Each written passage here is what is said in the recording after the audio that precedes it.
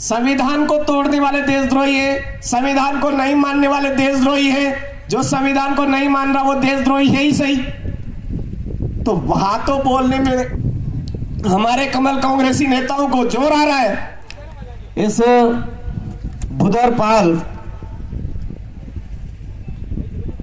में उपस्थित भारत देश के मूल बीज मूल मालिक आप तमाम सगाजनों को खूब खूब जोहार। जय आदिवासी, जय भील प्रदेश। अभी कांति दादा और यहां जितने भी साथी हैं वो बोल रहे थे कि हमारे यहां पर प्रशासन द्वारा इस तरह से दमनकारी नीति अपनाई जा रही है। मेरे भाइयों, हम भी बहुत बार गलतियां कर देते हैं। ऐसे हरामखोरों से पूछिए, आप बोलिए मत, लिखित में दीजिए हमको कि आप पार्टियों के बारे में नहीं बोल सकते, ये लिखित में दीजिए, लिखित में मांगिए उनसे। हम लोग लिखित में मांगते नहीं है, इस वजह से वो हावी होते जा रहे हैं। वो हमारे सम्मेलन को रोक रहे हैं, तो उनसे बोलिए आपको जो भी कहना है लिखित में दीजिए, ऑथराइज दीजिए, लिख करके नीचे सील लगा करके दीजिए, तब जाकर के हम मानेंगे कि हाँ वास्तव में आप अपनी जिम्मेदारी निभा रहे हो। तो कुछ गलतियां हमारी है, उन गलतियों को भी हमको सुधार करना होगा। मेरे साथियों, हम देश के मालिक हैं, मालिकों को जो हमारा मालिकत्व है वो भी बताना आना चाहिए, जताना आना चाहिए। तो भविष्य में कोई भी हमको बोलता है कि यहां पर कोई मीटिंग नहीं होगी, कोई सम्मेलन नहीं होगा, आपके पास परमिशन है या नहीं, बिना परमिशन के आप नहीं कर सकते हो, ऐसा अगर बोल रहा है तो उनको बोलिए आप ये मुंह से बोल रहे हो, मुंह से बोलने वालों को हम नहीं मानेंगे, लिखित में दीजिए। इधर लिखित में होना चाहिए या नहीं होना चाहिए मेरे भाइयों? होना चाहिए। भविष्य में याद रखें। और उनको कहना चाहूंगा, आप बोल रहे हो यहां पर सम्मेलन नहीं होना चाहिए, आर्टिकल 19 ढंग से पढ़ लीजिए। आप आर्टिकल 19 पढ़ लीजिए, बोलने की स्वतंत्रता, बिना हथियारों बिना औजारों के शांतिपूर्ण सम्मेलन करने की आजादी हमारे बाप दादा पूर्वज पुरखों ने हमको दी है, तुम्हारे जैसे एरे गेरे नत्थु गेरों ने नहीं दिए। अगर आप दोबारा इस तरह से करते हैं, देशद्रोह का मुकदमा दर्ज होगा आपके ऊपर। और हमको करना है मेरे भाइयों, एसपीएससी एट्रोसिटी एक्ट के तहत भी मुकदमा दर्ज करना है ऐसे लोगों पर। परमिशन की बात करते हो, अब हम आपसे पूछते हैं, ये हमारी भूदरपाल है, इस पाल के पालवी से आपने परमिशन ली है क्या इधर आने की? यहां के गांव के कमेटी से, गड्ढा कमेटी से आपने परमिशन ली है क्या? पेशा एक्ट के तहत शांति समिति बनी हुई होती है एक गांव की, उस शांति समिति के जो अध्यक्ष है उनसे आपने परमिशन ली है क्या इधर आने की? अगर ये परमिशन आपने नहीं ली है तो आप देशद्रोही हो, सबसे बड़े देशद्रोह को गुनहगार आप हो। हमारे लोगों को डरा रहे हो इधर आकर के।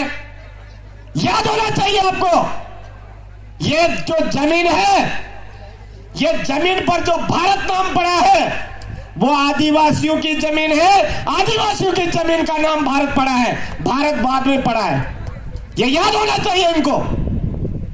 दूसरी बात मैं कहना चाहूंगा अभी कि पार्टियों के बारे में नहीं बोलोगे, धर्म के बारे में नहीं बोलोगे, नहीं बोलेंगे, मान लिया आपकी बात, हम नहीं बोलेंगे। लेकिन कन्हैया भील की हत्या कैसे हुई, करने वाला कौन, सार्वजनिक रूप से उजागर करिए। संतोष भील एक बीमा की लालच में मार दिया उसको, बीमा कमाने के लिए मार दिया। कैसे मरा और आज दिन तक शासन और प्रशासन ने क्या कार्रवाई की, सार्वजनिक करी है, हम बोलना बंद कर देंगे। पूजा भील के साथ में जो अन्याय हुआ, अत्याचार हुआ, किस तरह से हुआ, करने वाले कौन? सार्वजनिक करिए, हम बोलना बंद कर देंगे। नेमावर के हमारी 5 एक परिवार के 5 सदस्य मारे गए। किस तरह से मारा? मारने वाला कौन? क्या लफड़ा करके मारा? सार्वजनिक करिए, हम बोलना बंद कर देंगे धर्म पर, हम बोलना बंद कर देंगे पार्टियों पर, लेकिन सार्वजनिक करिए आप। हमारे इलाके के अंदर ये जो इलाका है, ये कब से अनुसूचित क्षेत्र हुआ? कौन से ऑर्डर में हुआ? आप ऑफिसों के छोटे मोटे कागजों में नहीं, सार्वजनिक रूप में हमारे आमजन को बताइए कि अनुसूचित क्षेत्र का मतलब क्या होता है, गैर अनुसूचित क्षेत्र का मतलब क्या होता है, अनुसूचित क्षेत्र के कौन से कानून प्रावधान है और गैर अनुसूचित क्षेत्र के कौन से कानून प्रावधान है, ये बताइए आप सार्वजनिक रूप से।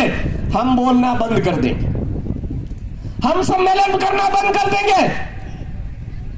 आर्टिकल 275 के तहत इस अनुसूचित क्षेत्र में कितना बजट आता है, किसके लिए आता है, किस तरह से खर्च किया जा रहा है और किस तरह से वापसी हो रही है उसकी, वो आप सार्वजनिक करिए, हम बोलना बंद कर देंगे। इन चीजों पर गलतियां कहां हो रही है? गलतियां शासन प्रशासन के लोगों के माध्यम से हो रही है। देशद्रोही तो आप हो और हमको कहते हो नक्सलवादी है। संवैधानिक तरीके से हमारे बाप दादा पूर्वज पुरखों की बदौलत हमको जो हक अधिकार मिले, उस लाइन पर हम लोग चलते हैं तो हमको पता नहीं कौन कौन सा तमगा लगा दिया जाता है। और देशद्रोही लोग आराम से बैठे रहते हैं, बड़े बड़े पेट बढ़ा लेते हैं, लाल लाल गाल कर लेते हैं और हमारे लोगों को दबाते हैं। यह कहां तक उचित है? कौन जिम्मेदार है? इस शेड्यूल एरिया के अंदर आज हमारे जो विशेषाधिकार है, उन विशेषाधिकारों के बारे में हमारे लोगों को नहीं बताया जाता है। भूमि अधिग्रहण अधिनियम 2013 सेक्शन 41-42 क्या बोलता है? आदिवासी की जमीन किसी गैर आदिवासी के नाम नहीं हो सकती है। गैर आदिवासी के नाम तो क्या, सरकार के नाम नहीं हो सकती है। तो फिर आज की तारीख में हमारे खेरवाड़ा के अंदर आदिवासी की जमीन गैर आदिवासियों के नाम पे ट्रांसफर कैसे हो रही है? डूंगरपुर के अंदर कैसे हो रही है? हमारे उदयपुर के अंदर कैसे हो रही है? ये सार्वजनिक बताइए ना। हमारे इधर आईपीसी और सीआरपीसी की जो धारा है, सीआरपीसी सेक्शन 5 क्या बोल रहा है, सार्वजनिक करके बताइए। आर्टिकल 13(3) का न लोकसभा न विधानसभा, सबसे ऊंची ग्राम सभा आदिवासी इलाके की जो रूढ़ी प्रथा है उसको विधि का बल प्राप्त है। उस विधि के बल में इनकी क्या क्या चीजें हैं वो सार्वजनिक करके बताइए। मेरे भाइयों, हर जगह हमारे साथ में गलत हो रहा है, गलत किया जा रहा है। अंग्रेजों के काल में भी हमको दबाया गया था, मुगल काल में भी हमको दबाया गया था, राजा रजवाड़ों के काल में भी दबाया गया था। और वही राजा रजवाड़ों के काल में दबाने वाले लोग, मुगल काल में दबाने वाले लोग और वही अंग्रेजों के समय में दबाने वाले लोग आज भी हमको दबाने की कोशिश करेंगे। आदिवासी हरगिज नहीं दबेगा, ये हमको गांठ बांधनी है मेरे भाइयों। ये समझना है, ये ठानना है। ये जो आवाज है, इस आवाज को दबाने का प्रयास किया जा रहा है। हम बोल रहे हैं कि इस अनुसूचित क्षेत्र के अंदर ट्राइबल एडवाइजरी काउंसिल होती है। ट्राइबल एडवाइजरी काउंसिल के अध्यक्ष हमारा आदिवासी होना चाहिए, लेकिन गैर संवैधानिक तरीके से जो लोग बैठे हुए हैं वो देशद्रोही है या नहीं है? है या नहीं है मेरे भाइयों? गैर संवैधानिक तरीके से टीएससी पर कब्जा करके जो बैठे हैं, अध्यक्ष बन करके बैठे हैं, वो देशद्रोही है। क्या उसके बारे में किसी ने उजागर किया? संविधान को तोड़ने वाले देशद्रोही है, संविधान को नहीं मानने वाले देशद्रोही है। जो संविधान को नहीं मान रहा वो देशद्रोही है ही सही। तो वहां तो बोलने में हमारे कमल कांग्रेसी नेताओं को जोर आ रहा है, और यहां पर जो सीधे साधे देश के मूल बीज, मूल मालिक, उनको दबाने का प्रयास किया जा रहा है। अरे 5 जनवरी 2011 का जो जजमेंट है उसमें बोला गया है कि 8% आदिवासी इस देश के मूल मालिक है, मूल बीज है, बाकी कहीं ना कहीं विदेशी आक्रमणकारियों की संतानें हैं। ये हम नहीं बोल रहे हैं, सुप्रीम कोर्ट का जजमेंट बोल रहा है। और मालिकों को दबाने के लिए जो असंवैधानिक तरीके से जो भी कार्य किए जा रहे हैं सारे के सारे देशद्रोही है। मैं इस मंच के माध्यम से कहना चाहता हूं। वो बोलते हैं कि इधर नक्सलवादी के बीच आ रहे हैं। अरे नक्सलवादी के बीच तो यहाँ पे आए या नहीं आए ये तो पता ही नहीं हमको, क्या चीज होती है नक्सलवादी ये हमको नहीं पता है। लेकिन अब हमको ये पूरी तरह से समझ में आ चुका है कि जो कानून का उल्लंघन कर रहे हैं वो सबसे बड़े देशद्रोही लोग विधानसभा और लोकसभाओं में बैठ करके हमारे लोगों को दबाने का काम कर रहे हैं। यह समझना पड़ेगा, हमको आवाज बुलंद करनी पड़ेगी मेरे भाइयों। जमीन खत्म हो जाएगी तो हमारी आने वाली पीढ़ी बचेगी क्या? नहीं बचेगी। भूमाफिया बन करके, जिसको भगवान बोलते हैं, वो भूमाफिया बन करके आदिवासियों की जमीन हड़प रहा है, तो हम धर्म के बारे में नहीं बोलेंगे। इस इलाके के अंदर मेरे भाइयों बुरा मत मानना, स्पष्ट कहना चाहूंगा, हमारे कुछ कर्मचारी साथी आगे रह करके मिस्त्री का प्रचार कर रहे हैं। कई बार शिकायत आ चुकी है। मैं आप साथियों को अवगत करवाना चाहूंगा, रामायण महाभारत कौन सी लैंग्वेज में लिखी गई है? संस्कृत लैंग्वेज में, संस्कृत भाषा में लिखी गई है। क्या हमारे यहां पर जितने भी भाई बुजुर्ग बैठे हैं, इनके पूर्वजों की, इनके दादाओं की, परदादाओं की बोली संस्कृत थी? नहीं थी, नहीं थी। तो संस्कृत में लिखे हुए जितने भी धर्म ग्रंथ हैं वो आदिवासियों के कैसे हैं? आदिवासियों पर क्यों थोपे जा रहे हैं? कुरान, कुरान किस में लिखी हुई है? अरबी फारसी में लिखी हुई है। क्या यहां पर बैठे हुए जितने भी साथी हैं अरबी बोलना जानते हैं, फारसी बोलना जानते हैं, अंग्रेजी बोलना जानते हैं? क्या हमारे बाप दादा जानते थे? नहीं जानते थे। तो वो जो कुरान के जितने भी नियम, नीति नियम है वो हमारे ऊपर लागू कैसे? हमारे लोग कुरान को मानने वाले कैसे और मुस्लिम इस्लाम को मानने वाले कैसे हो गए? ठीक उसी तरह से जो बाइबिल लिखी गई है, वो बाइबिल कौन सी लैंग्वेज में लिखी गई है? हिब्रू में लिखी गई है। अलग अलग जगह अलग अलग तरह से लिखी गई है। क्या हमारे यहाँ पर जितने भी बैठे हुए लोग हैं, इनके दादा परदादा लोग हिब्रू बोली बोलते थे क्या? हिब्रू भाषा बोलते थे क्या? नहीं बोलते थे। तो हिब्रू भाषा में लिखी हुई जो ग्रंथ है वो हमारा कैसे हुआ? हम सिर्फ लालच में आकर के हमारे मालिकत्व को बेच करके आज कहीं ईसाईकरण में जा रहे, कोई रामपाल की भक्ति में जा रहा है, कोई हमको वनवासी बोल के चला जा रहा है। तो हमको गुस्सा नहीं आएगा क्या? हम धर्म के बारे में नहीं बोलेंगे क्या? आदिवासी ना आस्तिक है ना नास्तिक है, वो वास्तविक है। दाड़ो बासी, जमी माता, जरनी माई, मतारण, कुलमताई, हमारे बाबा डोकरा, सीरा बासी, खाकड़देव, ये हमारी परंपरा है।